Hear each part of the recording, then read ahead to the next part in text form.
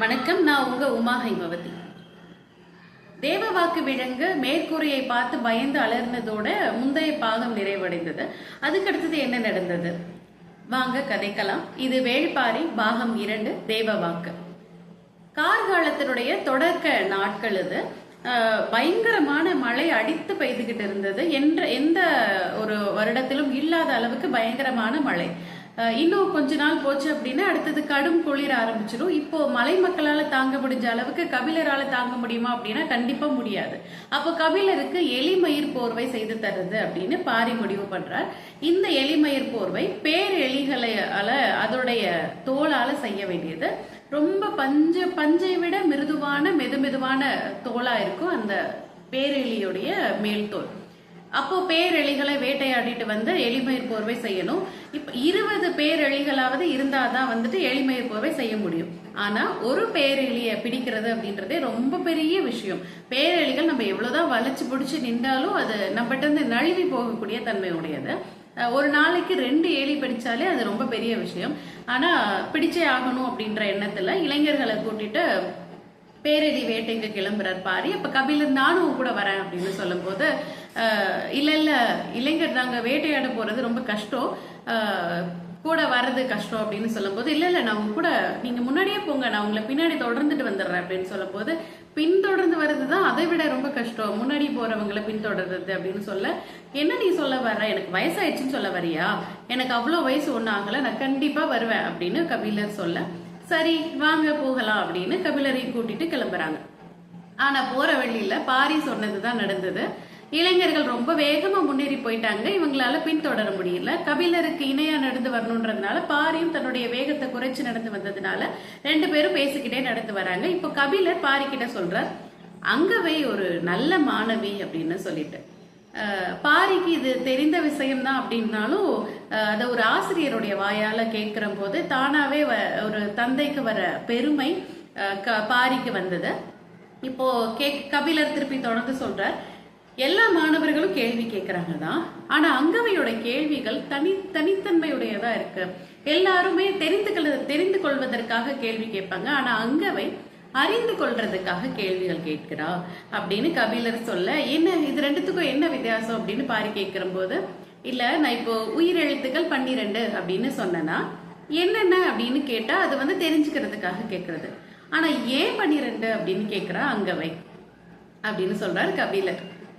சொல்ல வேண்டியது தானே காரணத்தை அப்படின்னு பாரி சொல்லும் போது எனக்கு தெரிந்தால் தானே நம்மளுடைய முன்னோர்கள் நம்ம பேசுறதுக்கான ஒளி வடிவத்தை எழுத்துக்களா சேர்த்து நிறைய பயங்கரமான வகையான எழுத்துக்கள் கொடுத்துட்டு போயிட்டாங்க. ஆனா அதுக்கான காரணங்கள் எனக்கு தெரிந்தால் தானே அப்படின்ற மாதிரி கபிலருடைய பதில் இருந்தது.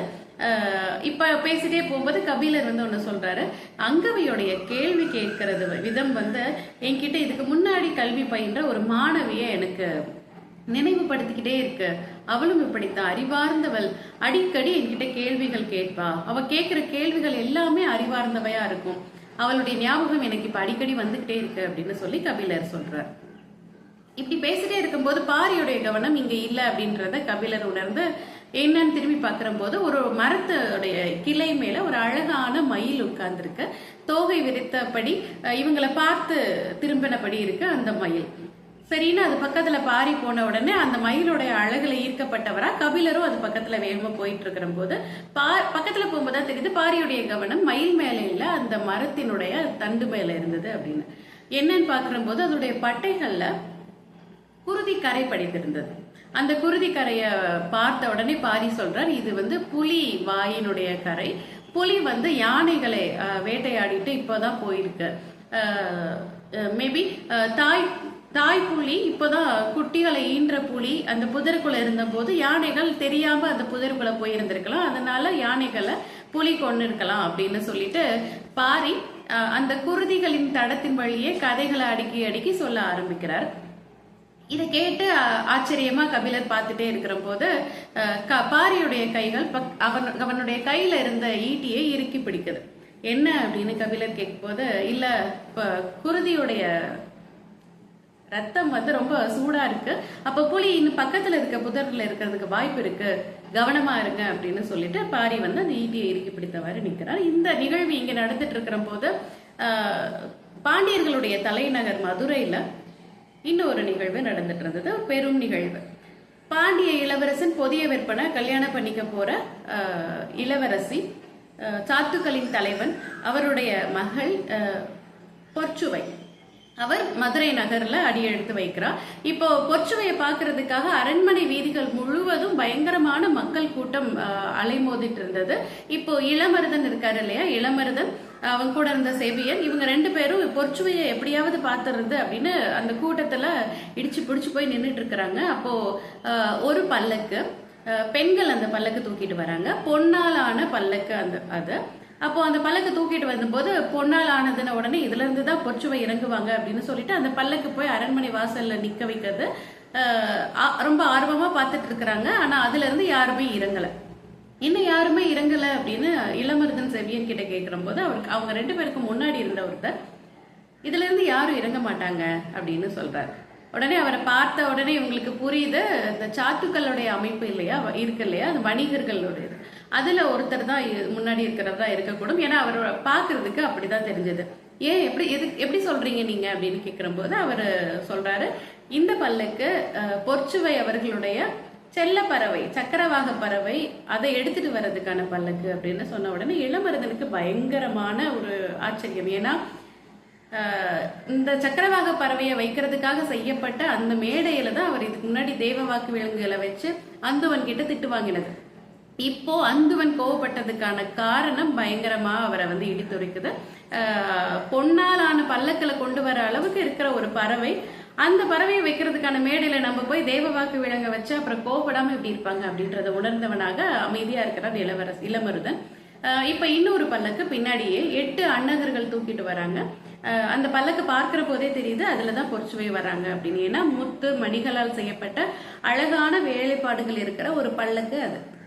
இப்போ இந்த பல்லக்கு அந்த அரண்மனையுடைய வாசல்ல இறக்கி வைக்கப்படுவதற்கும் பாண்டிய நாட்டினுடைய அரசியார் பின்னாடி ஆரத்தி தட்டும் மலர்களும் 2 பணிப்பெண்கள் எடுத்துட்டு வர அரசியார் அந்த இடத்துல நிக்கிறதுக்கும் நேரம் சரியா இருந்தது. அரசியார் நின்னாச்சு, பல்லக்கு கீழே இறக்கி வைக்கப்பட்டாச்சு. ஆனா பல்லக்கு உள்ள இருந்த பொற்சுவை கீழே இறங்கல. அவளுக்கு ஒரு பெரும் தயக்கம் அந்த மதுரை மண்ணில் கால் வைக்கிறதுக்கு இருந்தது. அவ எடுத்துக்கிட்ட அந்த 2 நிமிட தயக்கம் அவளுடைய மனநிலையை எல்லாருக்கும் சொல்லிட்டு இருந்தது. சரி, இது இனிமேலும் நம்ம இறங்காமல் இருக்க முடியாது அப்படின்னு சொல்லிட்டு உணர்ந்தவளாக பொற்சுவை அந்த பட்டு திரைச்சிலையை விலக்கி பார்க்கறா. மதுரை மண் அவளுடைய கண்ணில் படுது. இப்போ பல்லக்கில இருந்து இறங்கி ஆரத்தி எடுக்கிறாங்க. அந்த படிகள்ல ஏறி பொற்சுவை நடந்து போறாங்க.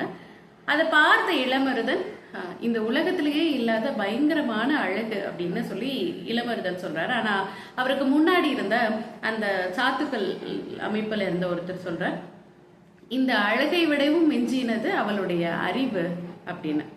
இவங்க 2 பேரும் கேள்வியா பார்க்கிற போது, பின்ன இருக்காதா கபிலர், பெரும்புலவர் கபிலர் கிட்டயே கல்வி கற்றவளாச்சே இந்த பொற்சுவை அப்படின்னு சொல்ற. இதோட இந்த பகுதி நிறைவடைந்தது. அடுத்த பகுதியில் என்ன நடந்தது பார்க்கலாம். நன்றி.